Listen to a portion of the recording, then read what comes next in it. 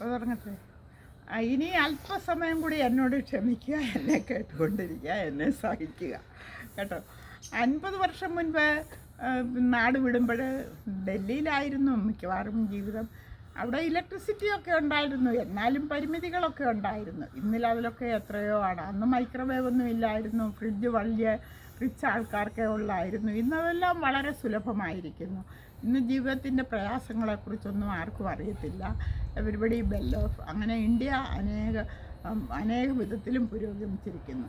ആ ചെറുപ്പം മുതൽക്കേ ഞാൻ പറഞ്ഞല്ലോ, ഏത് ഗവൺമെൻറ് ഭരിച്ചാലും BJP ആയാലും പിന്നെ കോൺഗ്രസ് ആയാലും എന്തായാലും എൻ്റെ അഭിപ്രായം ഞാൻ ഫോക്കസ് ചെയ്യുന്നതും സാധാരണ ജനങ്ങളുടെ ജീവിത നിലവാരം ഉയർത്തുക, അവർക്കുള്ള ആഹാരവും ദൈനംദിന ജീവിതത്തിലെ ഈ വലിയ കാറുകളോ അതിലോ ഒന്നുമല്ല എൻ്റെ ഫോക്കസ്. അതെല്ലാം ഇന്ന് കേരളത്തിലുണ്ട് എല്ലാവർക്കും.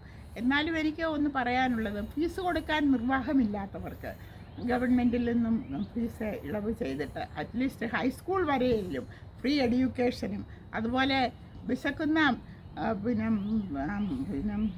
കുഞ്ഞുങ്ങൾക്ക് ശ്രമക്കിന് ഒരു നേരത്തെ ആഹാരം ഫ്രീ ആയിട്ടും. ഇപ്പോഴും വയനാട്ടിലെ എത്രയോ പെണ്ണുങ്ങൾ